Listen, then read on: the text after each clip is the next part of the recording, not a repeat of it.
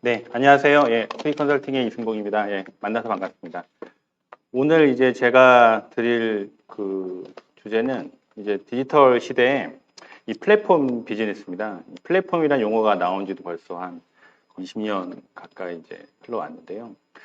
그 지금 어떻게 보면은 이제 플랫폼 간의 어떤 경쟁의 어떤 그 시대를 넘어서서 이제는 이제 그 환경 자체가 바뀌는 웹3로 넘어가는 그러한 과정에 있는데 그러면은 이런 과정에서 플랫폼에 대한 부분도 어떻게 또 바뀌는지. 그 다음에 이 플랫폼을 바라보는 관점이 그 빅테크하고 또 금융기업은 많이 다르거든요. 그래서 무엇이 다르고 또 어떻게 하면은 이런 것들이 그 뭐 이렇게 서로 차별화가 나지만 서로 이제 윈윈할 수 있는 구조가 되는지. 근데 또 하나의 특징은 그 빅테크들의 플랫폼과 또 금융기업들의 플랫폼들이 또 유사한 점이 또 너무 많아졌습니다. 그러면 이 유사한 공통점은 뭐가 있는지 이런 것들을 좀 전반적으로 또 설명을 드리도록 하겠습니다. 네, 우선은 이제 디지털 시대에서 이 플랫폼 비즈니스 이제 동인이 뭔지 좀 설명을 드리고요. 그다음에 이 디지털 플랫폼의 이제 비즈니스 특성은 뭐가 있고 아날로그 기업의 플랫폼 사업 추진은 어떻게 하면 좋은지 이 순서대로 말씀을 드리겠습니다. 자, 먼저 이 동인인데요. 자, 이제 요 그림은 이제 어떻게 보면은 지금 웹이 없었던 그 시대부터 웹 제로라고 부른다면 웹 이제 1, 웹 2, 웹 3까지 넘어가는 그 전체의 그림을 보여주는데요. 우선 이제 중요한 것은 우리가 이제 그 어떤 그 산업혁명이 기술 발전이 사회나 이제 경제에 어떤 엄청난 변혁을 이끌어왔는데 이게 이제 IT 기반의 어떤 그런 그 경제와 시대가 되면서 이런 영향이 더 커졌습니다. 특히 지금 웹2하고 이제 웹3의 가장 큰 기술적인 차이가 바로 이제 블록체인하고 그다음에 거기 이제 메타버스와 그다음에 데이터를 기반으로 한 AI 세 가지거든요. 근데 이제 그 인프라적인 측면에서는 아무래도 메타버스도 당연히 중요하지만 이제 블록체인이 IT 관점의 인프라에서 영향이 큽니다. 무엇이냐? 그 미디어를 이제 가만히 보면 웹이 이제 아예 없었을 때는 이제 우리는 이 TV를 가지고 어떤 세상과 접했습니다. TV에 광고라던가 여러 가지 것들을 가지고 우리가 그 커뮤니케이션 했다면 이제 PC 웹 1.0에서는 PC인 거죠, 미디어가. PC를 가지고 우리가 이제 어떻게 보면은 뭐 정보를 그 거의 뭐 90% 이상 받기만 했죠. 제공자로부터. 근데 왜 2.0이 넘어오면서 이제 모바일로 넘어갔습니다. 그러면서 이제 리드하고 이제 라이트까지 되는 그런 세상이 왔다가 이제 웹3로 넘어가면서 이제 블록체인이 기반이 되고 이제 우리가 메인넷이라 부르는 어떤 그런 그 인프라스트럭처가 만들어지고 거기에 이제 그 메타버스라는 별도의 어떤 플랫폼들을 가지고 있는 새로운 세상들이 나오면서 이 플랫폼들이 이 블록체인을 이용하다 보니까 플랫폼들에 있는 것들끼리 공유가 되기 시작을 했어요. 그 것이라는 것은 컨텐츠일 수도 있고요. 그 다음에 데이터일 수도 있습니다. 근데 이러한 세상에 있다 보니 이제는 플랫폼들이 그동안 가졌던 어떤 그 파워가 이제는 소비자로 넘어오게 된 거죠. 소비자가 이제는 이 시대를 이제 이끌고 또 의사결정하는 이런 흐름이 있고요. 그 마이데이터도 바로 이제 이러한 흐름의 하나의 이제 그 현상이라고 보시면 좋을 것 같습니다. 근데 이제 이쪽 그 이 디지털 시대에서 이 플랫폼들이 이제 어떻게 보면은 그 형상이 이제 메타버스 넘어가면서 이제 바뀌고 있는데 이제 이거를 폭발적으로 이제 그 영향력을 높이고 그 다음에 이런 것들이 우리의 사회까지 영향을 미치게 된 이유가 바로 맨 아래에 있는 이제 커런시거든요. 그래서 이제 피안 머니는 이제 어떻게 보면 이제 고정화폐입니다. 우리가 이제 한국은 이제 원화를 쓰고 미국은 이제 달러를 쓰듯이 이런 고정화폐로서 우리가 그 모든 비즈니스 경제 활동했는데 이제 웹3 들어가면서 이제 크립토 커런시가 되면서 이제 그 어떻게 보면 암호화폐 또 가상화폐 혹은 디지털 자산이라고 불리는 이런 화폐 개념이 바뀌게 됐어요. 그래서 이러한 변화가 지금 시장에 엄청난 영향을 주고 있습니다. 그럼 이제 이러한 변화들이 어떤 식으로 영향을 주는지 이제 하나씩 좀 더 설명을 좀 드려볼게요. 먼저 이제 개인입니다. 이제 개인으로 보면 이제 개인은 이제 기업에서 이제 개인으로 이제 그 시장의 어떤 중심축이 이제 전환되고 있고 또 중앙 집중이라는 이제 플랫폼에서 이제 분산형이라는 어떤 기술 환경으로 또 이제 플랫폼 환경으로 넘어가고 있고요. 그러다 보니까 이제 과거의 플랫폼 그럼 중앙 집중형 그러면 이제 뭐 구글이나 페이스북 같은 그런 엄청나게 규모가 있는 플랫폼들을 이제 얘기를 했다가 이제 분산형 넘어오니까 이 플랫폼에 대한 부분보다는 이제 블록체인의 이제 메인넷이 이 분산형의 어떤 인프라가 되고 그 메인넷을 위에 올라가는 이제 우리가 얘기하는 분산형 앱들, 뭐 디앱이라고 부르기도 하고 뎁이라고 부르긴 한데 그런 앱들이 이제 그 비즈니스를 만들기 시작한 거죠. 또 이 조직도 과거에는 어떤 회사 자체가 되게 중요하다 보니까 회사가 플레이를 했는데 이제는 이 디지털 시대에는 이제 DAO라고 하는 이제 분산형 자율 조직이라고 불리는 이런 어떤 조직으로 바뀌고 있습니다.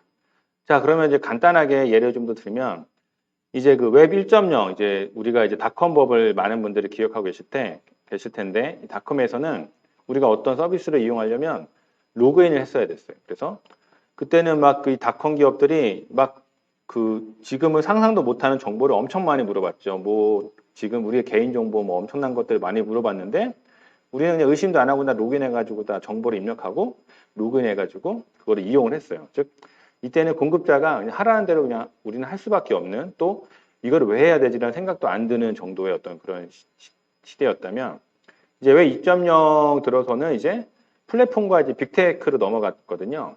이때는 이제 보시는 것처럼 로그인을 안 해요. 이때는 이제 사인을 한다 그러죠. 근데 사인을 하는데 이제 간편 로그인 같은 거 우리 결제 페이도 지금 간편 결제라고 하듯이 이제는 구글에 있던 계정으로 사인한다던가 페이스북으로 한다던가 네이버로 한다던가 카카오로 한다던가 뭔가 편해졌습니다. 근데 빅테크라는 이런 플랫폼의 중앙 집중은 더욱 강화된 거죠. 근데 이제 웹3 들어가면 이제는 우리가 우리의 그 월렛 가지고 이제 할 수가 있는 거거든요. 그래서 지금 보시는 이제 그 이 사례에는 이제 제가 메타마스크를 넣어놨는데 뭐 메타마스크 말고도 많은 이제 지갑들이 많습니다. 뭐 트러스트 월렛도 있고 뭐 그다음에 우리 중앙 섹스에서 하는 그런 어떤 그 월렛들도 있는데 이 월렛만 있으면 이제 웹3에 우리는 들어갈 수가 있는 거예요. 그리고 들어가면서 우리의 비즈니스적인 활동들이 이제 스마트 컨트랙트를 의해서 수행이 되는 거고요. 즉 이 웹3에서는 탈중앙화가 정말 중요하다. 그리고 이런 것들을 지원해줘야 된다. 그리고 지금 우리는 요 2.0과 3.0의 사이에서 엄청난 지금 어떤 그 혼란의 시대에 있다라고 이제 보고 있습니다. 네, 그리고 이러한 변화를 이제 이끌었던 것 중에 이제 그 이제 기업 입장에서 한번 보면 지금 이제 우리는 이제 그 산업화 시대에서 정보화 사회 그리고 디지털 경제까지 지금 넘어오는 거잖아요. 산업화 사회에서는 그 생산성이 중요했어요. 그러다 보니까 이제 최적화를 위한 생산 계획. 그래서 뭐 우리 뭐 MRP 뭐 1, 2부터 해서 뭐 ERP와 같은 그다음 뭐 MES 이런 생산의 최적화가 이제 중심이었다면 정보화 사회에서는 데이터가 이제 중요해졌잖아요. 그러다 보니까 데이터의 어떤 적시성이라던가 정확성 같은 걸 많이 좀 보기 시작했고요. 근데 디지털에서는 이 데이터를 넘어선 게 있어야 됩니다. 그게 결국에는 내가 내 데이터를 권한을 획득할 수 있는 그런 고객들의 어떤 오너십을 보호해주는 부분, 보장해주는 부분, 그다음 어떤 새로운 어떤 블루오션, 그 다음에 이제 워낙 다양한 경쟁자들이 그러니까 과거의 경쟁자가 아니었던 그런 기업들이 경쟁자가 되다 보니까 이 리스크 헤지를 시장에서 어떻게 풀 거냐 이런 것들이 이제 기업들이 많이 관심을 갖기 시작을 했어요. 근데 업무 시스템이 과거에는 그 기업이 이제 운영하는 업무 시스템과 그 다음에 외부의 어떤 고객들과 그런 그 커뮤니케이션 했던 접점에 있는 그런 시스템들이 나눠져 있다가 점점 외부의 고객들과 접점을 있던 시스템들이 이제 플랫폼화 돼가고 업무 시스템은 이제 고도화되는 형태로 나눠져서 이제 발전을 하고 있습니다. 산업화 시대에 이제 뭐 지금까지도 많은 기업들이 쓰고 있지만 이제 뭐 ERP나 뭐 MES고 뭐 플랫폼 그 커뮤니케이션은 이제 이메일이나 오피스 소프트웨어 썼는데 정보화되면서 CRM이라던가 SCM, EPM 이런 거를 이제 보기 시작을 했어요. 근데 플랫폼 쪽은 이제는 어그리게이터라던가 소셜 플랫폼들이 이제는 그 엄청나게 그 중심을 가지고 있고 이제 나이키로 대표되는 이제 다이렉트 투 커스터머 같은 플랫폼들이 이제 나오기 시작했습니다. 그래서 이제 그 이런 환경에서 이제 업무 시스템은 점점 더 고도화되는 거예요. 뭐 EDW의 BI 넘어서서 이제 IoT나 뭐 SOP 이런 거 나갔는데 플랫폼도 가만히 보니까 메타버스라던가 인텔리전스 워크 플랫폼이나 무언가 기존의 그 고객들과 뭔가 그 동떨어져 있었던 업무 시스템이 하나로 합쳐지기 시작을 한 거였죠. 자, 그렇다면 이 플랫폼이라는 것이 그 업무 시스템과 다 연결이 돼가지고 갖고 있는데 이러한 환경에서 이제 금융사들과 빅테크들 간의 어떤 경쟁이 어떻게 될 거냐, 그리고 어떤 그 흐름을 가지고 그 이런 것들의 차이를 극복할 수 있을 거냐, 아니면 또 이제 빅테크와 금융사들이 경쟁이라는 환경에서 계속 있는 것이 맞느냐, 이런 여러 가지 어떤 그 방향성들이 이제 논의가 좀 돼야 될 것 같습니다. 네, 다음은 이제 그 웹3 얘기를 이제 안 할 수가 없는데요. 이제 디지털 시대에 이제 궁극적으로 지금 웹3로 넘어갔잖아요. 자, 근데 이제 웹3에서의 그 주요한 어떤 그 기준은 이제 메타버스하고 이제 블록체인입니다. 자, 근데 이제 네이버하고 카카오가 약간 접근법이 다르거든요. 우선 네이버는 이제 제가 봤을 때는 이제 메타버스 쪽으로 많이 좀 집중을 하는 것 같아요. 그래서 왜냐면 네이버 자체는 이제 어떻게 보면은 카카오처럼 기업 분할을 안 하고 어떤 하나의 큰 거대 기업으로서 비즈니스를 계속 그 뭔가 검증하면서 많이 하는데 플랫폼으로 좀 기업이 커왔단 말이에요.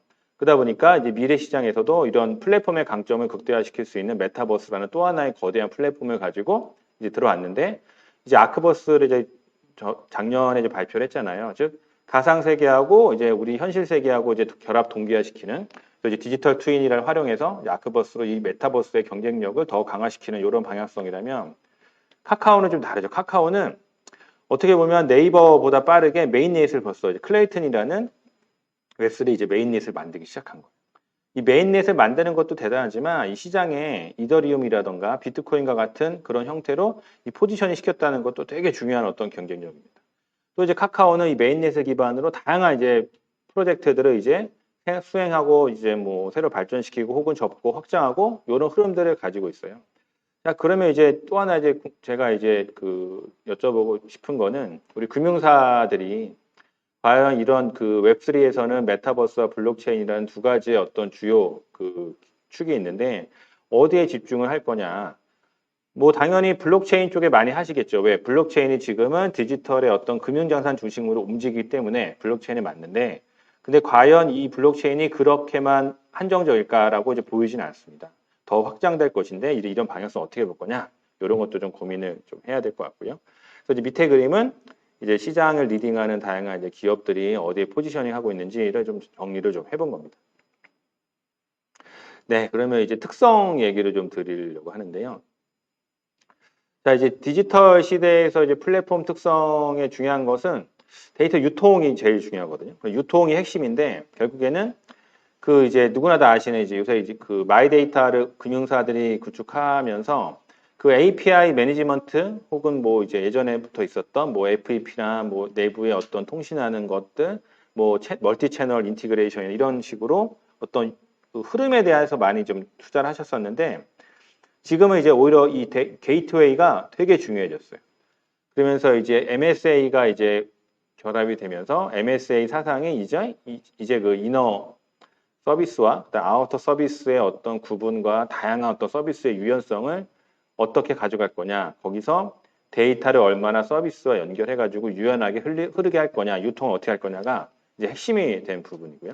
그래서 이제 KB가 이제 그 뱅킹 애저 서비스라고 지금 열심히 하고 계시잖아요. 제가 봤을 때 이 KB도 결국에는 요 게이트웨이와 이제 MSA, 그러니까는 그 MSA 기반의 아키텍처를 가지고 이제 뭐 클라우드 당연히 깔 거고요. 거기에 이제 그 데브옵스 같은 것들을 적용해서 이제 운영 자체의 어떤 그 패러다임을 바꾸는 그런 플랫폼을 만들고 이제 서비스를 하려고 하는 거로 이제 이해를 하고 있습니다. 그래서 지금 이제 이 데이터 유통이 중요하고 유통이 되려면 이런 MSA 같은 기술도 필요하지만 또 이제 인프라적인 측면에서는 이제 클라우드 컴퓨팅이 들어와야 되고 왜냐하면 실시간으로 이제 그 동적 그 처리를 해줘야 되잖아요. 지금 이제 디지털 시대에서는 그 기업 가치 평가하는 주요 팩터가 그 이제 MAU이기 때문에 우리가 이제 잘만 하면 MAU가 뭐 하루에 뭐 한 50만 명 들어왔던 게 뭐 5천만 명 너무 심한 얘기지만 500만 명까지 될 수가 있습니다. 그럼 동시 그 시점에 이 트래픽을 받쳐줄 수 있는 인프라를 맞춰줘야 되는데 이제 클라우드 밖에는 답이 없는 거죠. 그러니까 이런 기술들이 들어와야 되고 그다음에 이제 아래 보시는 것처럼 데이터의 수집부터 통합, 상품 데이터 구축하고 이 서비스에 대한 중개 알고리즘 또 데이터 서비스를 외부에 또 넘겨주는 이런 부분들이 다 이제 유연하게 구성이 돼야 됩니다. 그래서 요 데이터 유통 관련된 형상은 플랫폼에 되게 중요하다. 특히 디지털 시대에 있어서. 그래서 이 대형 기업들 그리고 특히 이 웹 관련 웹3라던가 이러한 웹2라는 환경에서 그 어떤 그 플랫폼을 리딩하고자 하는 기업들은 꼭 구축해야 한다라고 이제 말씀을 좀 드리고 싶습니다. 네, 다음은 이제 풀필먼트 쪽인데요. 이제 이게 금융사, 제가 봤을 때 금융사들이 빅테크 대비 좀 많이 부족한 부분으로 이제 보여지는 거예요. 지금 이제 쿠팡이 뭐 지금은 이제 주가가 이제 평가가 많이 낮긴 했지만 처음에 이제 IPO 이제 뉴욕에서 했을 때 이제 100조 받았던 이유가 바로 이제 쿠팡이 갖고 있는 이 풀필먼트 역량을 이제 기업 그 벤처 캐피탈이라던가 이런 그 분들이 높게 그 평가를 한 부분이거든요. 그리고 이제 뭐냐면 우선 상품이 디지털 시대에는 되게 다양합니다.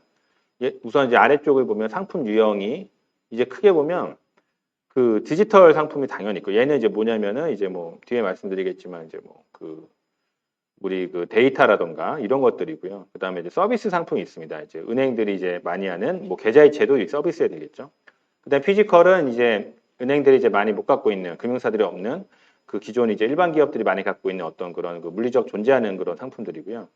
근데 이제 디지털은 이 세 가지가 융합이 됩니다. 그래서 하나만 가지고 서비스를 하게 되면 그 가치가 되게 그 크지가 않아요. 그러다 보니까 이거를 어떻게 융합할 거냐가 하나의 경쟁력이 됐고, 두 번째는 상품 유형인데 이제 중개다 보니까 그 자체 설계 상품은 뭐냐, 대행 판매는 어떻게 하냐, 중개 대행은 또 어떻게 하냐, 이런 부분들에 대한 고민도 있지만 이제 사입 상품까지 나왔다는 거예요. 그래서 이제 쿠팡이 제일 그 로켓 배송 잘하는 이유도 사입 상품 때문에 그런 거잖아요. 그러니까 이런 경쟁력, 이러한 상품 유형들이 다양한데 이것들을 상품의 기획부터 소싱하고 또 사전에 어떤 준비하는 그런 부분을 하고 이런 것들 또 서비스화 시키고 또 판매를 하고 유통 배송을 하고 사후 서비스도 하면서 고객의 어떤 자기 정보의 어떤 결정권을 보장해주는 이런 전체에 대한 것들을 이제 풀필먼트라고 이제 부를 수가 있는데 이런 역량이 이제 그 빅테크와 그 다음에 금융기업들 간에 그 어떤 그 경쟁력 차이가 좀 심한 것 같더라고요. 그래서 이런 부분들에 대한 보완은 이 디지털 시대에 있어서는 이제 필수다라고 좀 저는 말씀을 좀 드리고 싶고요. 또 이게 이제 하나가 완성이 되면 이제는 우리가 진출 국가도 그 어떻게 보면은 우리가 선택해서 또 이제 그 효율적으로 접근할 수가 있는 거죠. 그래서 뭐 한국에서 했던 거를 이제 베트남을 한다던가 미국 한다던가 유럽 한다던가 다양한 어떤 그 국가 간의 그런 그 경계를 넘나드는 그러한 것들을 이제 웹3에서는 자연스럽게 할 수 있습니다. 그러려면은 이 서플라이 체인이 정말 중요하게 되겠죠. 그래서 특히 그리고 상품 유형을 어떻게 융복합할 거냐, 또 상품을 어떤 그 판매하는 방식에서 자체 설계할 건지, 뭐 사입할 건지 이런 옵션들을 잘 선정해야 되고 얘네들을 지원하는 그런 역량이 이제 필요하게 됩니다. 네, 일단 데브옵스 얘기를 이제 안 할 수가 없는데 이제 데브옵스 얘기는 이제 많이 들으셨잖아요. 근데 그럼에도 불구하고 제가 이제 언급을 한 이유는 그 지금 웹3 쪽에서는 지금의 우리가 웹2에서 하듯이 그냥 일반적으로 SI한테 사업을 발주해서 이렇게 개발하고 하는 부분이 거의 없습니다. 또 있다 하더라도 거기는 DAO라는 어떤 그들 간의 구성 그 커뮤니티 안에 들어와서 그들 간의 이제 보상 체계를 스마트 컨트랙으로 한 다음에 이제 코인이나 이제 토큰으로 보상을 해주지 단순하게 SI처럼 돈 얼마 주고 이거 니네 못해서 잘했어 막 이런 식의 어떤 계약 관계가 아니에요. 즉 이제 우리도 금융기업도 또 빅테크도 마찬가지지만 플랫폼을 운영하는 그 주체들은 이제 이거를 아웃소싱으로 할 수 있는 구조가 아닌 거예요, 지금은. 그래서 자기네들이 직접 해야 되고 또 설마 아웃소싱을 준다 하더라도 그 다오라던가 이런 어떤 변화된 그런 어떤 커뮤니티와 거버넌스 체계로 해야 되는데 이제 이런 경쟁력이 그 금융사가 좀 이제 가지지 못했던 것이 아닌가 보여집니다. 근데 이거는 엄밀히 얘기하면 당연한 거거든요. 왜? 금융사의 주요 그 경쟁력이 IT가 아니었잖아요. 금융사는 당연히 금융 서비스고요.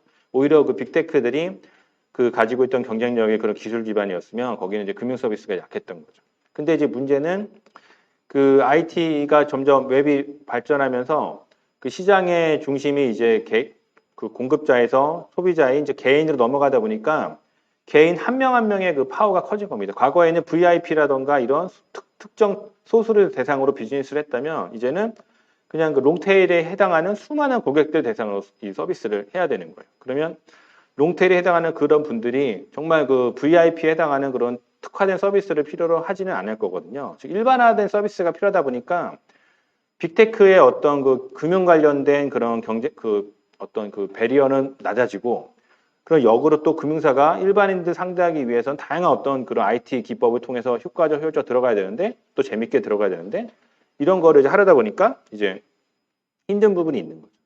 그래서 이러한 그런 환경에 있다 하더라도 데브옵스는 이제 앞으로 금융기업이든 빅테크든 상관없이 그냥 반드시 해야 되는 부분입니다. 그럼 데브옵스에 또 확장되는 게 또 많잖아요. 뭐 비즈옵스도 있고, 뭐 데이터옵스도 있고, 뭐 여러 가지 이제 그런 그 개념이나 용어들이 많은데 이런 부분들은 꼭 이제 해야 되는 부분으로 이제 설명을 좀 드리겠습니다.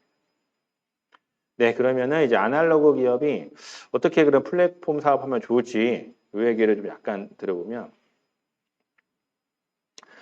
자, 이제 그 플랫폼은 크게 보면 결국에는 데이터 지금 서비스 플랫폼이라기보다는 데이터 플랫폼이 오히려 더 지금 중요하거든요. 왜? 서비스도 결국엔 데이터가 있어야 되기 때문에. 그러면 결국 데이터를 획득하는 수집하고 획득하는 영역에서부터 이 사업 모델에 대한 부분, 또 이 사업 모델이 그 제공하는 또 이 사업 모델이 뭔가 시장에 진입하는 이 산업 도메인은 어딘지, 또 이 상품 유형은 또 뭘 커버하고 있는지가 이제 복합적으로 다 고려가 이제 돼야 됩니다. 빅테크는 이거를 다 하고 있어요. 네이버든 아니면 카카오든 뭐 카카오를 그룹으로 보는 거죠. 카카오를 보면 이거를 안 하고 있는 곳이 없습니다. 다 포괄하고 있는데 자 그러면 이제 그 금융기업과 이제 이쪽에 들어오지 않았던 어떤 전통적인 제조기업이라든가 이런 기업들은 이제 어떻게 하면 좋으냐?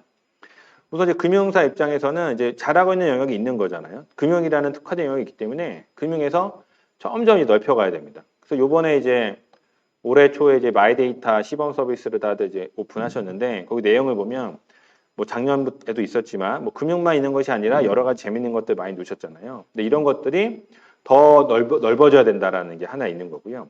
근데 넓어질 때 문제는 단순하게 이 디지털 관련된 것과 서비스 관련된 것만 하면 한계가 있는 거예요. 얘를 피지컬적인 관련된 거, 융복합하는 부분 계속 넓혀야 되는 거죠. 그래서 뭐 이제 뭐 해외 같은 경우 이제 금융사에서 그 과거부터 그 구독 경제 관련돼서 뭐 넷플릭스 모델을 바꾼다던가 이런 것들 서비스까지 되고 있는데 지금 우리나라도 이제 마이데이터 서비스 일부 그런 게 이제 들어왔잖아요. 근데 그런 것들이 더욱 더 많아져야 되고 더 확장돼야 되고 그다음에 피지컬한 것들 제품들을 어떻게 녹여놓을 거냐. 그리고 피지컬의 대표적인 쪽은 커머스거든요. 그래서 커머스 쪽을 어떻게 금융이 건드리고 어떻게 그 앱에 녹여놓을 건지가 하나의 이제 중요한 저는 포인트라고 봅니다.